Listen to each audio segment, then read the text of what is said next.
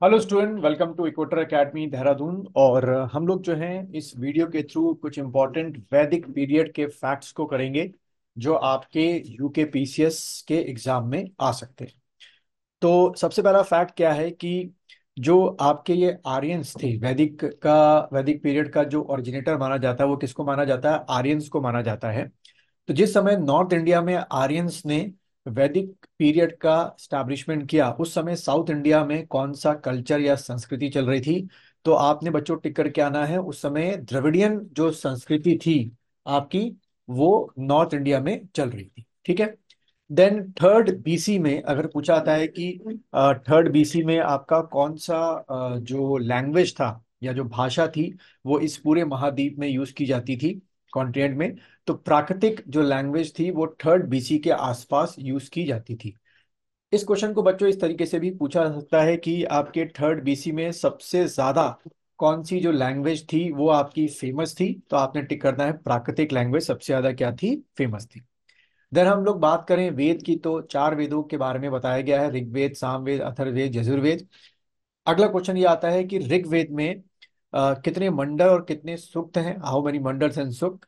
तो बच्चों आपने टिक करना है 10 मंडल जो है उसका हमको पता चला है, और आपका 1028 जो सूक्त हैं उनके बारे में पता चला। तो ये फिगर आपको याद रखनी है, कितने मंडल हो गए और आपके कितने सूक्त आपके हो गए। ठीक है।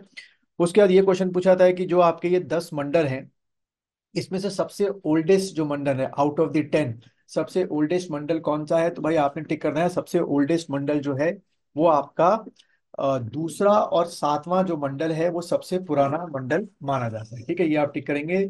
सेकंड सेकंड और सेवेंथ मंडल सबसे पुराना मंडल माना जाता है। और इसी तरीके से पूछते हैं कि सबसे नया जो बाद में एड ऑन किया गया इस 10 मंडलों में से, तो पहला और 10वां। ठीक है। तो ये आपको 2 और 7 जो है याद रखना है ओल्डेस्ट, और फर्स्ट और 10 जो है वो आपका क्या हो गया? न्यू हो गया। तो ओ से 27 याद रखना, 10 आपका न्यू आपका मंडल हो गया। ठीक है। अब बात कई बार ये आती है कि जो ये अ, वैदिक सिविलाइजेशन जिन्होंने शुरू की थी यानी कि आर्यंस, ये आपके कहाँ से आए थे? तो हमारे जो बाल गंगाधर तिलक जी हैं उनका कहना है कि ये नॉर्थ पोल से आपके आए थे। इसी तरीके से हमारे दयानंद सरस्वती जी हैं, उन्होंने ये कहा कि आर्यंस जो थे वो तिब्बती मूल के थे, यानी तिब्बत से जो है ये नॉर्थ इंडिया में आपके आए थे। ठीक है। अब इसको भी लेके बहुत सारे आपके क्या हैं, निगेटिव्स चलते रहते हैं कि भाई कौन सही बोल रहा है और कौन झूठ बोल रहा है। अच्छा, उसके बाद अगर बात की जाए कि जो आपके ये आर्यन से जब इन्होंने इंडिया में एंट्री की यानी कि नॉर्थ साइड से, तो कहाँ सबसे पहले आके बसे? ठीक है। तो ज्यादातर लोग मानते हैं दे सेटल्ड इन, यानी बसे मीन्स क्या हो गया? दे सेटल्ड इन सप्त सिंधव एरिया। ठीक है। तो आ सकता है कि सप्त सिंधव एरिया जो है वो कौन सा एरिया माना जाता है?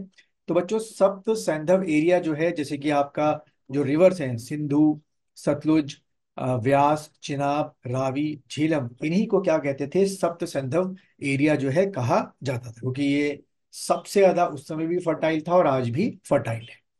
उसके बाद ऋग्वेद में गंगा रिवर का जो डिस्क्रिप्शन है वो कितनी बार माना जाता है या कितनी बार मिला है? 1 बार, 10 बार, 100 बार, 1000 बार? तो बच्चों आपका आंसर होगा कि गंगा नदी के बारे में जो डिस्क्रिप्शन मिला है वो मात्र 1 बार ही हमको मिला है। ठीक है।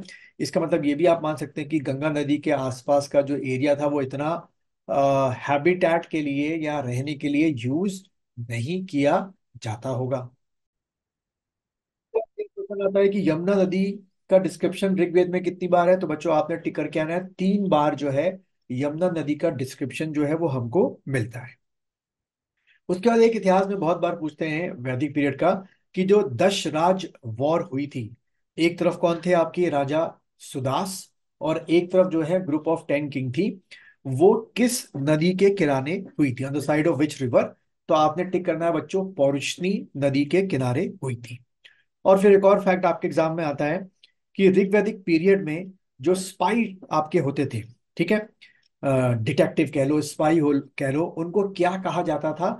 तो उनको स्पर्श कहा जाता था। तो अगर आपको ये कुछ वैदिक पीरियड के फैक्ट्स अच्छे लगे हैं तो इस वीडियो को लाइक कीजिए, शेयर कीजिए और इस मेरे चैनल को सब्सक्राइब कीजिए।